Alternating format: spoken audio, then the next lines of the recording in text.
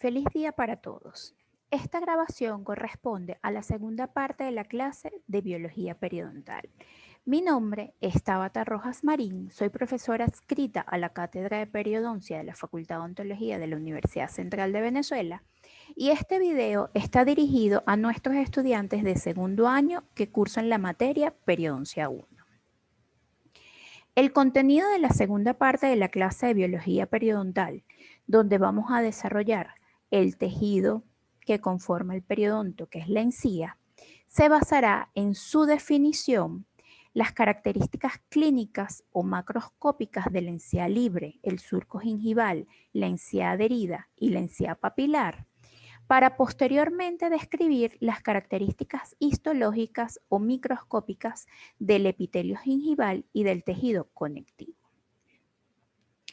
Comenzamos así definiendo la encía como aquella parte de la mucosa masticatoria que recubre las apófisis alveolares de los maxilares y rodea el cuello de los dientes.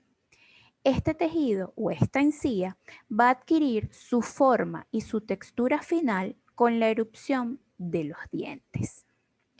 Desde el punto de vista anatómico, la encía se va a dividir en encía libre, también conocida como encía marginal o no insertada, encía adherida o insertada y en la encía interdental, interproximal o papilar.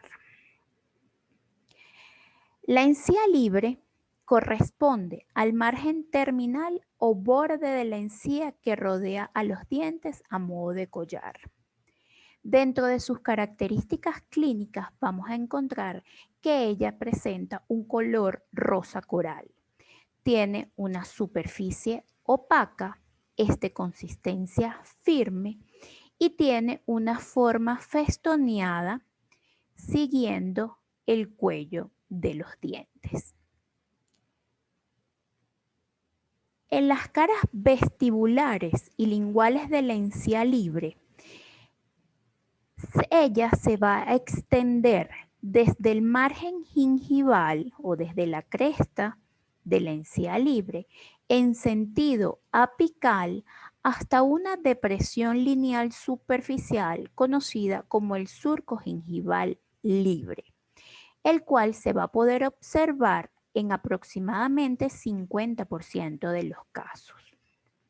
Y este se va a ubicar a un nivel que se corresponde con el nivel de la unión o del límite cemento-esmalte. La encía libre va a medir aproximadamente 1 milímetro de ancho desde este borde terminal hasta el surco gingival libre. Y ella va a formar la pared blanda del surco gingival. Este surco gingival es el espacio poco profundo que existe entre la encía libre y el diente. Está conformado así entonces, por un lado, por la superficie dental y por el otro, por el revestimiento epitelial del margen gingival o de la encía libre.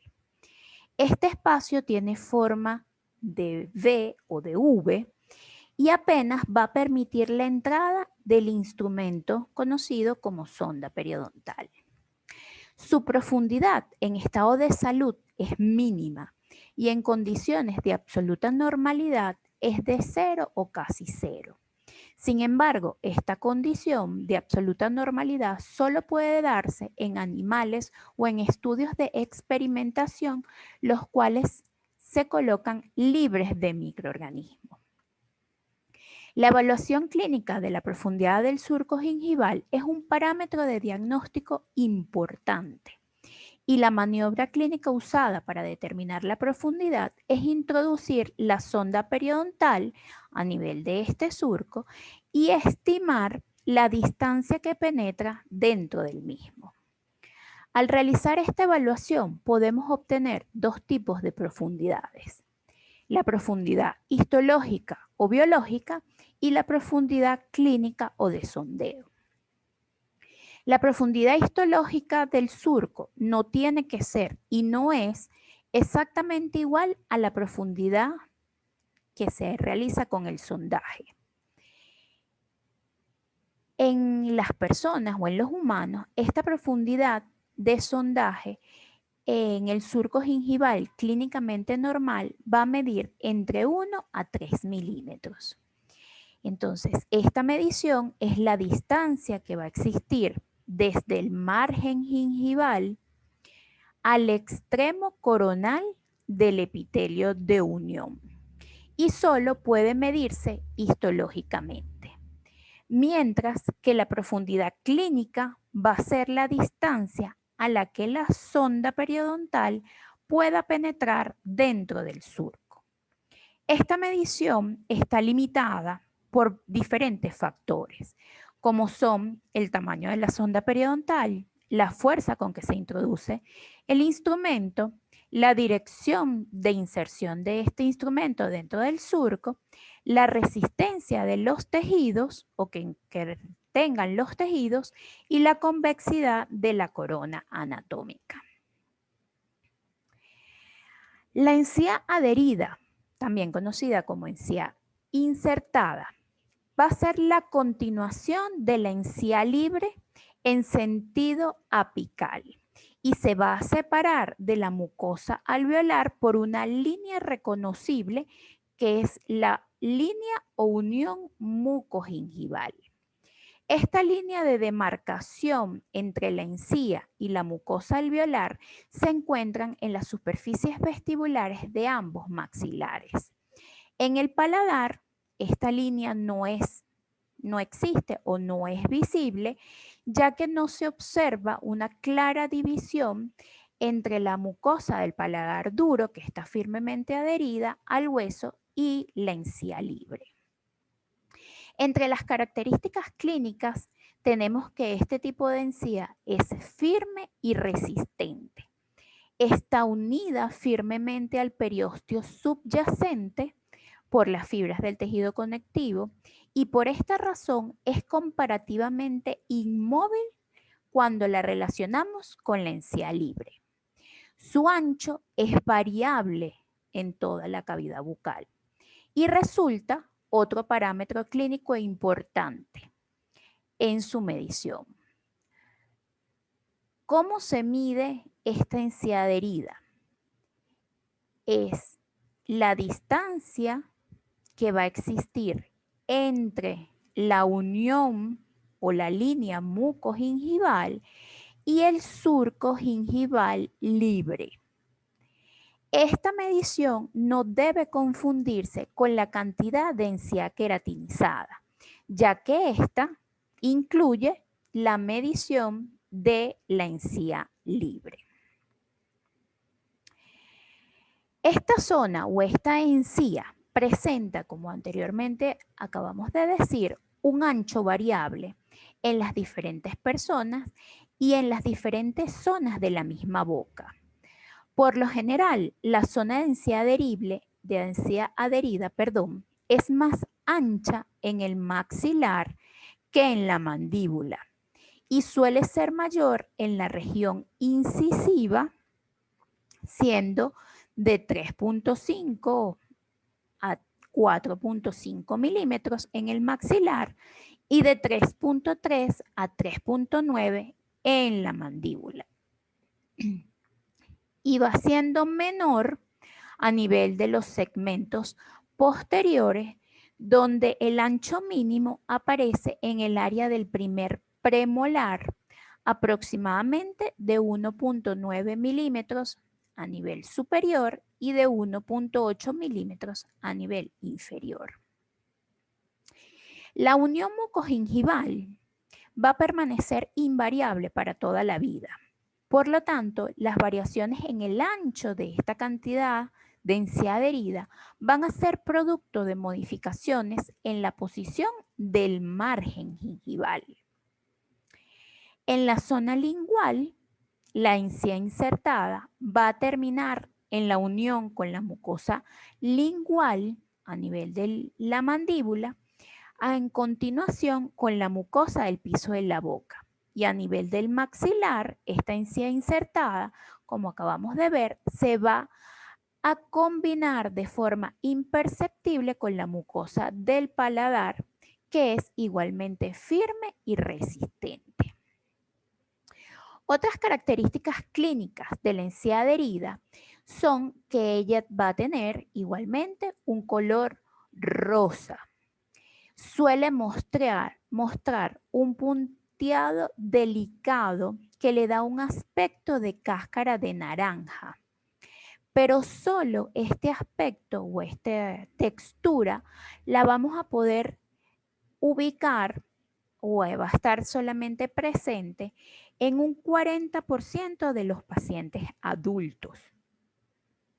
Este punteado puede ser fino o grueso y puede variar de una persona a otra. Y asimismo puede variar según la edad y el sexo, siendo más fino en el sexo femenino que en el masculino.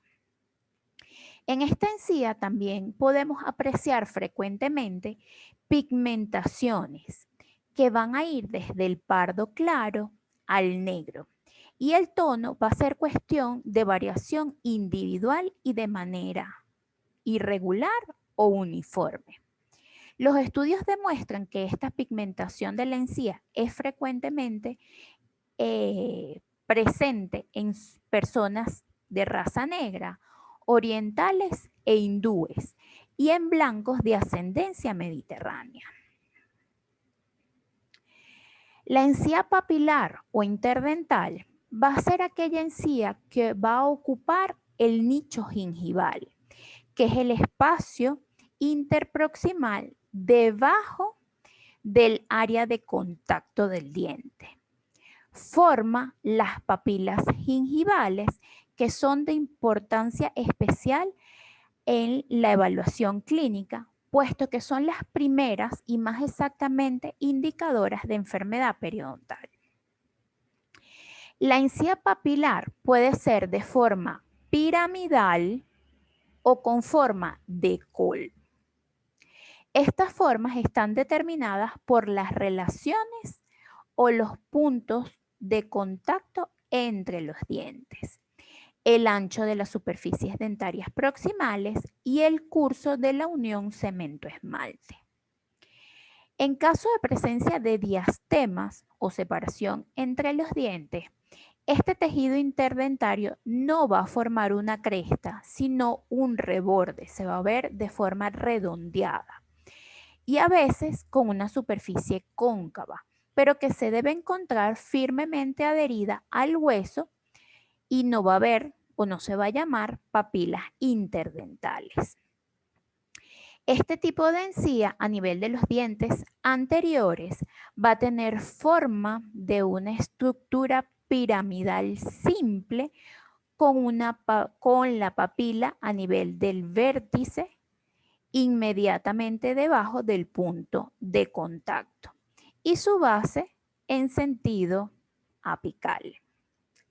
En los dientes posteriores, como no va a existir un punto de contacto, sino áreas o superficies de contacto, esto va a hacer que la encía papilar deje de tener esta forma piramidal para establecer una cóncava depresión que va a conectar la papila vestibular con la papila lingual o palatina y se va a adaptar a la morfología del contacto interno.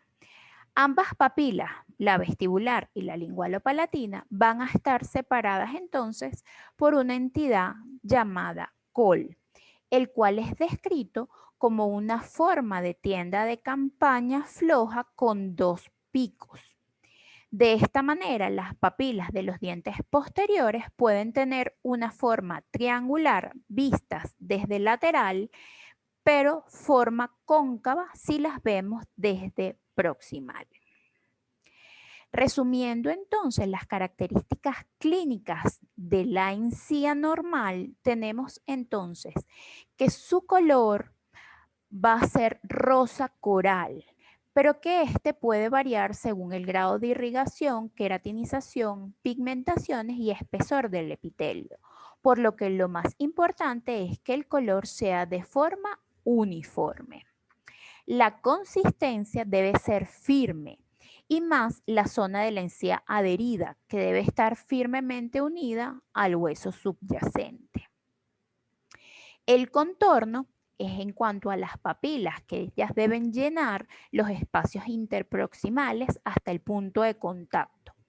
Aunque con la edad las papilas y otras partes de la encía se pueden atrofiar levemente junto con la cresta alveolar subyacente, por lo que se puede considerar que el contorno normal en personas mayores sea más redondeado que puntiagudo. Su forma debe estar afinada hacia la corona para terminar en un borde delgado en forma de filo de cuchillo en sentido mesial y distal a los márgenes gingivales y debe tener forma festoneada. Su posición debe estar a nivel de los cuellos de los dientes. El tamaño debe seguir el tejido de los tejidos subyacentes y la textura superficial, que aunque no se presente en todos los casos, se puede observar el punteado de diferentes grados en las superficies vestibulares de la encía adherida. En estas características podemos incluir la evaluación del surco gingival, en donde es ese espacio entre la encía libre y el diente cuya profundidad mínima es alrededor de 1 milímetro en estado de salud y no debe exceder los 3 milímetros. En cuanto a las características histológicas o microscópicas de la encía, vamos a realizar un breve repaso de lo que ustedes aprendieron en la materia de histología y embriología. Y comenzaremos por puntualizar que la encía está constituida por un núcleo central de tejido conectivo cubierto por un epitelio escamoso estratificado, los cuales vamos a describir por separado. Entre los aspectos generales de la biología del epitelio gingival, encontramos que este constituye el revestimiento continuo de epitelio escamoso estratificado, en el cual se va a definir en términos morfológicos y funcionales en 3 áreas diferentes. El epitelio bucal o externo, que va a apuntar hacia la cavidad bucal, el epitelio del surco, que va a enfrentar al diente sin contactarlo, y el epitelio de unión, que va a proveer el contacto entre el diente y la encía. La función principal del epitelio gingival es proteger las estructuras profundas y a la vez permitir el intercambio selectivo con el medio bucal, que se logra mediante la proliferación y diferenciación de los queratinocitos. El epitelio bucal o externo es un epitelio escamoso, estratificado, queratinizado o paraqueratinizado, o puede presentar combinaciones de estas variaciones. Está compuesto principalmente por 4 estratos: el basal, el espinoso, el granuloso y el córneo. Es el epitelio, como vimos anteriormente, que va a mirar o que va a dar hacia la cavidad bucal y cubre la cresta y la superficie externa de la encía libre y de la encía adherida. El límite entre el epitelio bucal y el tejido conectivo subyacente va a seguir un curso ondulado, formando proyecciones del tejido conectivo sobre el epitelio, las cuales reciben el nombre de papilas de tejido conectivo, que van a estar separadas entre sí por las papilas dérmicas o crestas epiteliales. También este espacio se conoce como el plexo epitelial o red de crestas. En cuanto al epitelio del surco, este epitelio es el que va a recubrir el surco gingival. Es un epitelio escamoso estratificado, no queratinizado, delgado, sin proyecciones interpapilares, que tiene gran importancia clínica porque van a hacer de este epitelio más vulnerable a la irritación, permitiendo el paso de bacterias hacia el surco gingival. Él se va a extender desde la cresta del margen gingival hasta el límite coronario del epitelio de unión.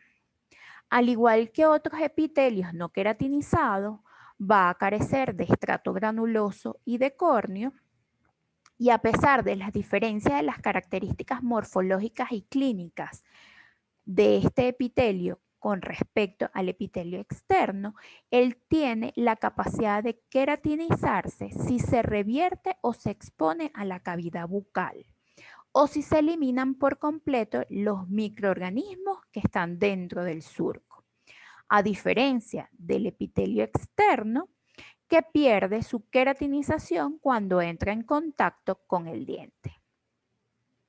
La importancia de este epitelio es porque él va a actuar como una membrana semipermeable a través de la cual van a pasar productos bacterianos hacia la encía o hacia el tejido subyacente.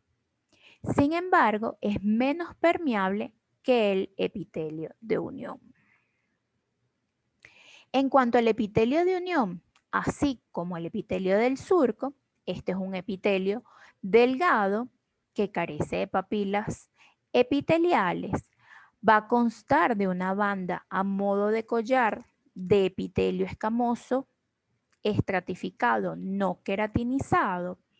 Contiene de 3 a 4 capas de grosor en las primeras etapas de la vida, pero su número de capas va a ir aumentando con la edad, a 10 o incluso hasta 20 capas. En cuanto al número de células, estas se van a agrupar en 2 estratos. El basal, que está al lado del tejido conectivo, el que estamos marcando es el tejido conectivo y aquí se encuentra el estrato basal, y la capa suprabasal que se extiende hacia la superficie del diente. El epitelio de unión va a estar insertado en la superficie dental por medio de una lámina basal interna y con el tejido gingival por medio de una lámina basal externa, que tienen la misma estructura que otras uniones de epitelio conectivo en otras partes del cuerpo. Por lo general, se acepta que este epitelio de unión tiene características estructurales y funcionales únicas que van a ayudar a evitar que los microorganismos colonicen la superficie subgingival del diente. En cuanto al tejido conectivo, este es el tejido más predominante de la encía. Recordemos que entonces es un tejido conectivo rodeado de un epitelio, cuyos componentes principales van a ser las fibras colágenas, alrededor de un 60%, los fibroblastos, alrededor de un 5%, vasos, nervios y sustancia fundamental amorfa o matriz, alrededor de un 35%. El tejido conectivo de la encía también es conocido como lámina propia y consta de 2 capas. Una papilar, que va a estar debajo del epitelio, e integrado por proyecciones papilares entre las proliferaciones reticulares y una capa reticular contigua al periósteo del hueso alveolar. Recordemos que el tejido conectivo se va a comunicar tanto con el epitelio externo como con el epitelio de unión, y en los planos más profundos con el hueso alveolar. Este tejido conectivo o conjuntivo va a poseer un compartimiento celular, el cual va a contener diferentes tipos de células como fibroblastos, mastocitos, macrófagos, granulocitos, neutrófilos, linfocitos y plasmocitos, y un compartimiento extracelular compuesto de fibras y sustancia fundamental. Esta sustancia fundamental es la que va a ocupar o llenar el espacio entre las fibras y las células. Es una sustancia amorfa con un alto contenido en agua. Está compuesta por proteoglicanos, sobre todo ácido hialurónico y sulfato de condroitina y glucoproteínas, en especial la fibronectina. Y el colágeno que predomina es el colágeno tipo 1, que integra casi toda la lámina propia y le confiere al tejido gingival su resistencia a la tensión. El sistema de fibras gingivales que conforma el tejido conjuntivo está compuesto entonces principalmente, como vimos anteriormente, por fibras colágenas, pero también están presentes fibras elásticas, fibras de laulinas y fibras de oxitalamina.